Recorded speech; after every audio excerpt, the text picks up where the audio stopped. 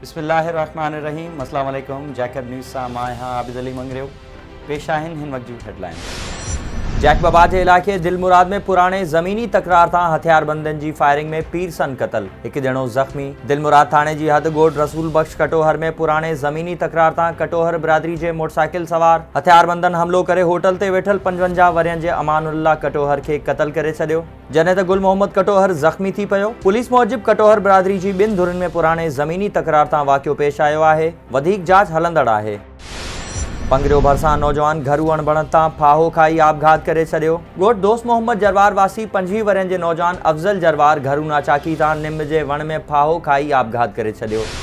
कंदकोट में बंगवार बिरादरी जी ॿिनि धुरनि में झेड़ो, 4 औरतुनि समेत 15 ॼणा ज़ख़्मी। ॻोठ निहाल खान बंगवार में ज़मीनी तकरार तां बंगवार बिरादरी जी ॿिनि धुरनि में झेड़े दौरान लठियूं लॻण सबब सिराज बंगवार, नबी बख्श बंगवार, मोहब्बत, मोमिन, अली बख्श, फयाज़ अहमद, रियाज़ अहमद, मोहम्मद शरीफ, सदरदीन, मुस्मात सचल खातून, मुस्मात समरी खातून, मुस्मात रास्ती, मुस्मात कंडी खातून ऐं ॿिया ज़ख़्मी थी पिया। कैरपुर में इतफाक़ी गोलियूं लॻण सबब 2 नीगर ज़ख़्मी। इकनॉमिक ज़ोन थाणे जी हद ॻोठ नंगर खान चांडियो में गोलियूं लॻण सबब 8 वरियनि जो उवैस चांडियो ऐं 10 वरियनि जो साजन चांडियो ज़ख़्मी थी पिया। ॻोठाणनि मूजिबि ॿारनि खां इतफाक़ी फायर थियण सबब वाक़ियो पेश आयो आहे। पुलिस मूजिबि वाक़िए बाबति जांच हलंदड़ आहे। सखरवासी प्रेमी जोड़े जी ज़िंदगी के ख़तरो, दरबदरी वारी ज़िंदगी घारण ते मजबूर। जैकबाबाद में एहतजाज। सखर जी आदमशाह कॉलोनी मां 20 ॾींहं अॻु घरां निकिरी जैकबाबाद जी अदालत में प्यार जो परणो कंदड़ इम्तियाज़ अली रिंद ऐं राबिया खोखर प्रेस क्लब आॾो पहुची एहतजाज कंदे चयो आहे त रज़ा ख़ुशी सां प्यार जो परणो कयो आहे, जंहिं बाद घर वारा वेरी बणिजी विया आहिनि। छोकिरी जो चवणु हो त चाचा ग़ुलाम नबी, नसरुल्लाह, गुलज़ार अहमद ऐं भाउ अली गुल खां ख़तरो आहे। सिंधड़ी वासी ॻोठाणनि जो गुज़िरियल 5 महीननि खां बीठल बरसाती पाणी नेकाल न थियण ख़िलाफ़ एहतजाज। यूनियन काउंसिल सामारो मोरी जे मुख़्तलिफ़ ॻोठनि पीरबख्श मरी, लाल मोहम्मद मरी, ईदू मरी, खान मोहम्मद मरी, पीरू मरी, सईद खान मरी समेत 20 खां वधीक ॻोठनि मां 5 महीना गुज़रण बावजूद बरसाती पाणी नेकाल न थियण ख़िलाफ़ ॻोठाणनि बरसाती पाणी में बीही एहतजाज कयो ऐं जल्द पाणी नेकाल करण जी घुर कई। गड़ियसन पुलिस पारां गिरफ़्तार कयल नौजवान बी सेक्शन पुलिस ज़ाहिर करे छॾियो। ड्यूटी अटकाव जो केस दाख़िल। कुछ ॾींहं अॻु नौजवान अली सरकी जे वारिसनि एहतजाज कंदे चयो हो त नौजवान खे पुलिस गुम करे छॾियो आहे, खेसि पुलिस मुक़ाबले में क़तल कयो वेंदो, जंहिं बाद बी सेक्शन पुलिस यासीन बंगलानी सां कुहाड़ी ऐं बग़ैर लाइसेंस बंदूक समेत गिरफ़्तारी ज़ाहिर करे ड्यूटी अटकाव जो केस दाख़िल करे छॾियो आहे। पीडीएम हैदराबाद जलसे लाइ मटियारी मां एमपीए मखदूम रफ़ीक़ुज़्ज़मा जी अॻवानी में काफ़िला रवाना। अल्लाह ॾिनो सांद, शाहपुर दरपुर, ताजपुर, पलीजानी, उडेरोलाल स्टेशन, उडेरोलाल विलेज, बाऊ खान पठान ऐं ॿियनि शहरनि मां काफ़िला एमपीए ऑफिस मटियारी पहुता, जितां अॻूणे ज़िले चेयरमैन मखदूम फ़खरुज़्ज़मा जी अॻवानी में हैदराबाद लाइ रवाना थिया।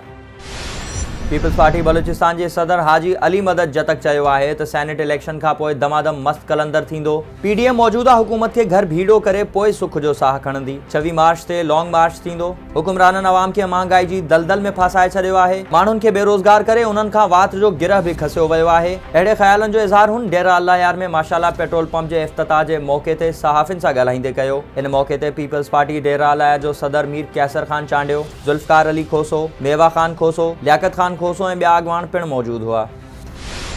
घारो में बाबड़ा टाउन के बुनियादी सहूलतूं न मिलण ख़िलाफ़ इलाइक़े वासी जी प्रेस कॉन्फ्रेंस। मुस्तफ़ा बाबड़ो नेशनल प्रेस क्लब में प्रेस कॉन्फ्रेंस कंदे चयो त बाबड़ा टाउन बुनियादी सहूलतुनि खां महरूम आहे। स्कूल, तालीम, रांदि जो ग्राउंड, सेहत मर्कज़ ऐं रोड न हुअण करे असांखे मुश्किलातूं पेश अचनि थियूं। बहादुरपुर में रोलू कुतनि मासूम नीगर खे ॾाढे ज़ख़्मी करे छॾियो। 7 वरियनि जो मासूम रज़ा बाज़ार खां शइ वठी घर वञी रहियो हो त कुते ॾाढे ज़ख़्मी करे छॾियो। बहादुरपुर में वैक्सीन न हुअण सबबि खेसि जैकबाबाद मुंतक़िल करण जो चयो वियो, पर नीगर जे वालिदैन वटि किरायो न हुअण सबबि खेसि जैकबाबाद मुंतक़िल न कयो वियो। ऐं न्यू सईदाबाद जे मेहरान कॉलोनी वासिन फरमान अली राजपूत, काशिफ गुल मेमण, खलीलुर रहमान राहू ऐं ॿियनि प्रेस कॉन्फ्रेंस कंदे चयो आहे त ॾोहारी सरगर्मियुनि में मुलविस कमरदीन काका, संदसि भाउ नूरदीन काका, सैफुल्ला बलाल ऐं हिकु सहाफ़ी हथियारबंद थी मेहरान कॉलोनी ते कब्ज़ो करण लाइ फायरिंग कई, जंहिं में मासूम नीगर फौत थी वियो ऐं पुलिस असल जवाबदारनि ख़िलाफ़ केस दाख़िल करण बजाए याकूब काका, फ़कीर ज़मान काका ऐं संदसि भाइरनि ख़िलाफ़ क़तल केस दाख़िल करे गिरफ़्तार कयो आहे। हुननि चूंडियल नुमाइंदनि खे अपील कंदे चयो त झेड़े खे रोकण लाइ मुदाख़लत करे अमन अमान क़ाइमु करायो वञे, ॿी सूरत में अदालत वेंदासीं। ही हुयूं हिन वक़्त जूं हेडलाइंस। वधीक ख़बरुनि ऐं अपडेट्स लाइ विज़िट कयो असांजी वेबसाइट www.jacobnewsht.com ऐं फेसबुक ते फॉलो कयो। ॾिसंदा रहो जैकब न्यूज़, ख़बर खां हक़ीक़त ताईं।